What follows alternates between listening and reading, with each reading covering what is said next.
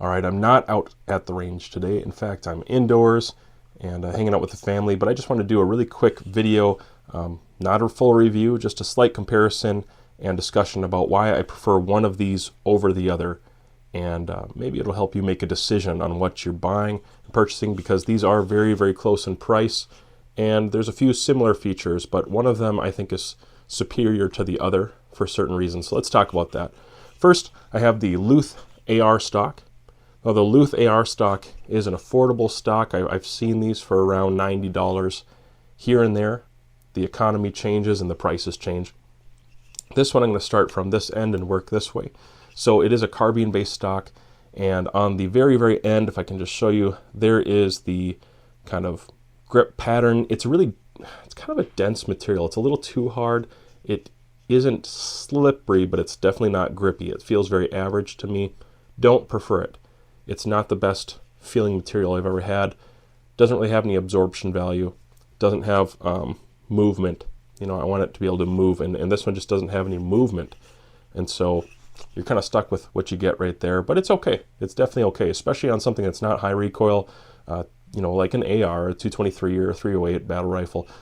Yeah, it's fine.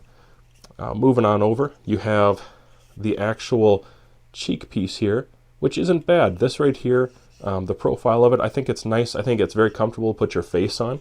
So if you can find a rifle where this is a good fit, it's very comfortable. It has a really decent amount. If I can just loosen up the tensioning knob here. This is the tensioning knob for the cheek piece.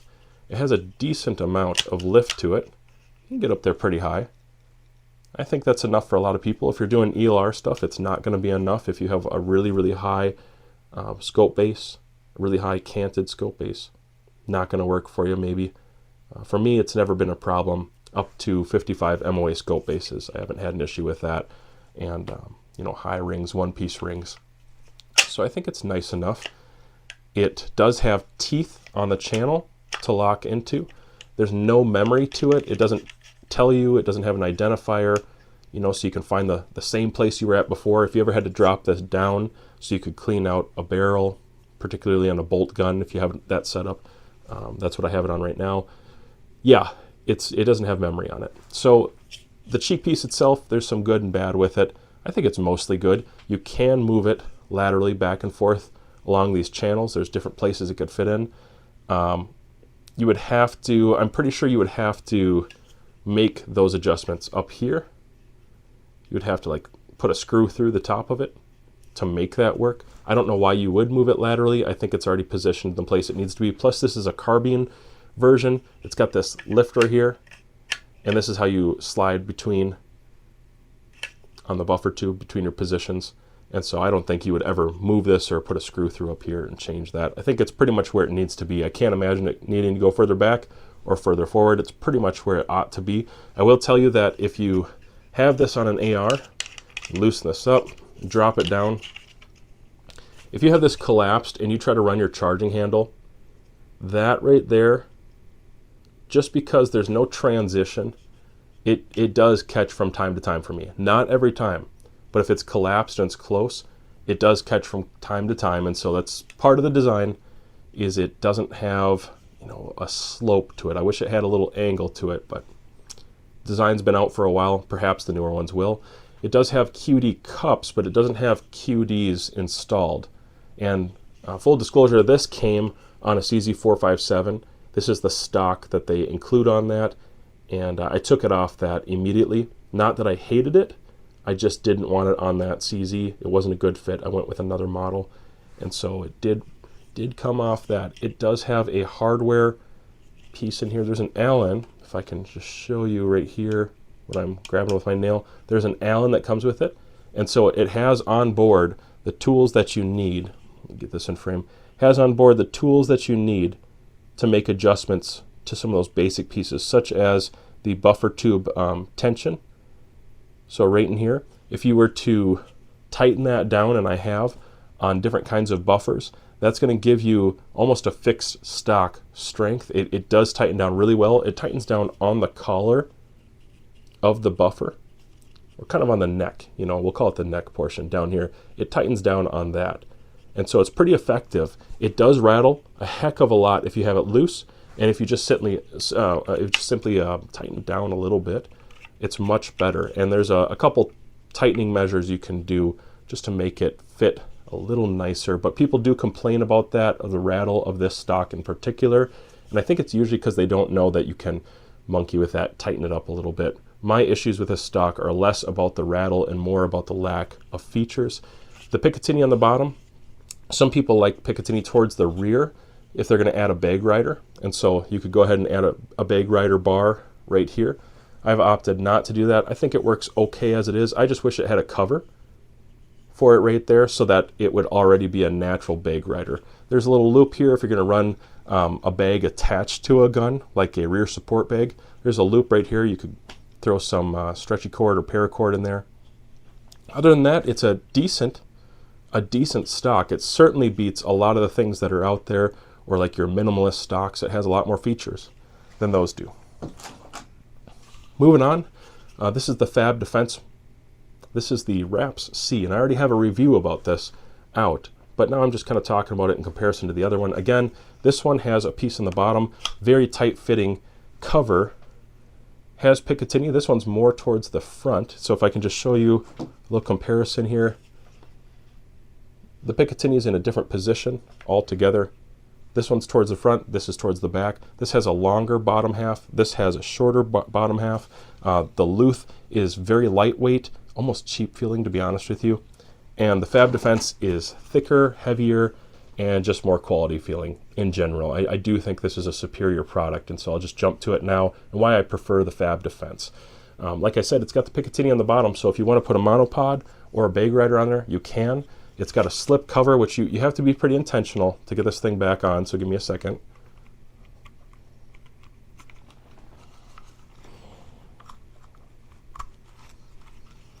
Once you get over the first one, you pop it in place.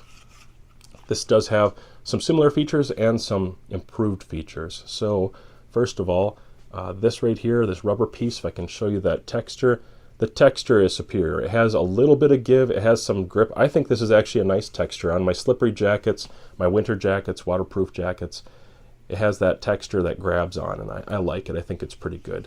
You can give a little bit of lift, not a lot, but you can give a little bit of lift to match up with an increased face position if you needed to for more of an ELR setup or just higher rings in general.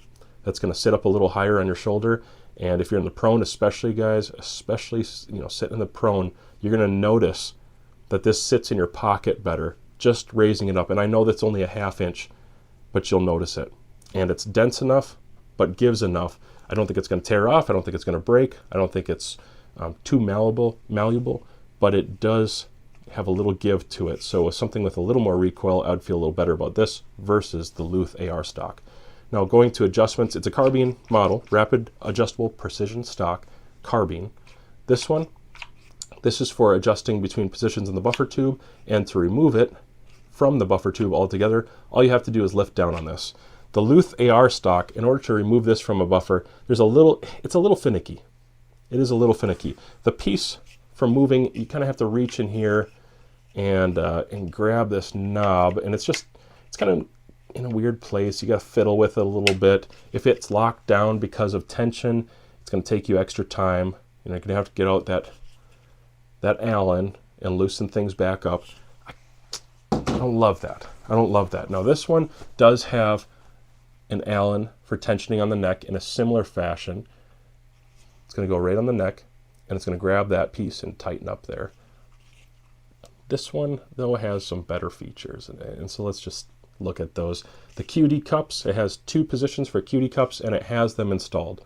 So you don't have to buy an additional thing like you would with that Luth Ar Stock if you're going to run anything. And I've seen some people run data card, like a data card roller. All right, you could put those in there, or your actual sling, or a carry strap. You wouldn't have to buy anything extra there. So it comes with those, ambidextrous.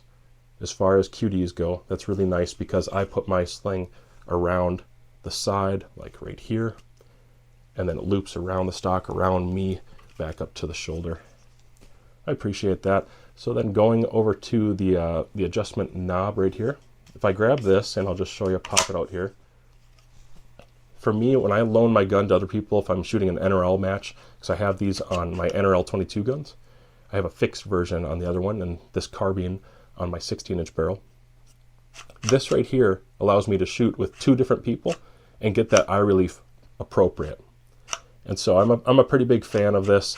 You have a preset dial right here, and this dial allows you to make it, let's see, I think this, oh yeah, this way is tighter, righty-tighty. You can go tighter or looser, and it will preset a position for you, and that includes the face. But look how much height you get out of this thing. That's pretty good. There's a lot of lift there. So if you're shooting with some pretty high rings, I've done a 55 MOA base as well as high rings, and this was enough to get me up there. And so I like that there's a huge amount of lift for the face. And then additionally, if you're running it on AR, let's just take a look here. You see that profile? It's not perfect, and some people have commented on that. It's not exactly perfect, but it sure beats the Luth Ar Stock as far as running a charging handle over it. This is kind of more of an AR concern. Bolts aren't going to be an issue, I don't think. But this one has just a nub there. Now, I don't always have an issue with the Luth Stock. I like almost never have an issue with this one because I don't drag my charging handles like a monkey against the buffer tube. I kind of pull them straight back. Maybe under stress, you know, that's the concern that somebody has. Under stress, they may drag it back. Sure, yeah, that's a thought somebody could have. And if this is totally flat, I don't think you'll have too much of an issue. I really don't. I've tried to snag it on there, and I hardly can get it to snag because it is a nice smooth transition. It does fit pretty flush. It's pretty flush. If I can just come in a little closer, it's going to be hard to zoom on that against a black background, I think. You get in the way. Anyways, you get the idea. If you give it a little bit of lift, though, and you're running it on AR, obviously, well, now you're going to have charging handle interference if it's too close. I run my stocks fairly far out. I'm 6'5". I'm a big guy. I don't have charging handle interference unless it's all the way in. Then I'm going to have an issue with that right there if I have it lifted. Most of my ARs, I'm not running really high rings. So it's like this. Not an issue. I like running it on bolt guns, though, especially because if you run let's see if I can focus. If you run a full-length buffer tube, you can put a retaining Allen in the back. That's really useful. I prefer that, and I want that just as the security measure. It's not going to twist on me and turn on me. I can get one more thing in there to retain it to the rifle itself. That's a big deal. And then, of course, if you're shooting a heavier center fire, that's the kind of thing you're going to want to see, is something to lock it down to a buffer itself. So this mechanism right here is a spring mechanism. Again, watch my review if you want to see a lot more about that. But I just think it's so much more convenient to be able to set it up for 2 shooters, and then when you get this little clip, maybe I'll go sideways so you can see here, you get this little clip in place, you just kind of snap it down and in, and there we go. You do have to be in one of the channels back here. You can't be in between a channel. I was kind of in between there for a second, so you can see all these little teeth. Can't be in between, but here's the difference between like each tooth. There's lots of adjustment. You can be quite particular with it if you want. And then when you get into the right spot, you just snap that down and it holds it. You get the next shooter, maybe somebody with a lot longer arms, and it's opened back up again. And so that's just the way I like to configure it myself. Not intended to be a full review at all, guys, just giving you my 2 cents. Now, the Luth Ar comes with a way to hold the piece of hardware that you're going to need, that little Allen. That's maybe an advantage on the Luth stock right there. It comes with that. It's not enough for me to really say much about, but some people, that's a big deal, and they want that adjustment on there. They want to be able to not look for a piece of hardware and have a retaining piece. I think it's a great idea. I just don't demand it. I don't have to have it. So I personally prefer the FAB Defense. The features on this, especially the fixed version is the one I run on other rifles majority of the time. I prefer that one just because I like fixed stocks. But this one, still really good. Enough so that I put it on my NRL 22 competition rifle, and I'm having really good results with it. So if you have any questions, comments, go ahead and put those down in the question and comment boxes. Like, share, subscribe if you haven't already. And stay tuned, because I'm going to have some more videos running these on the rifles you saw in that display picture when you first clicked on the video.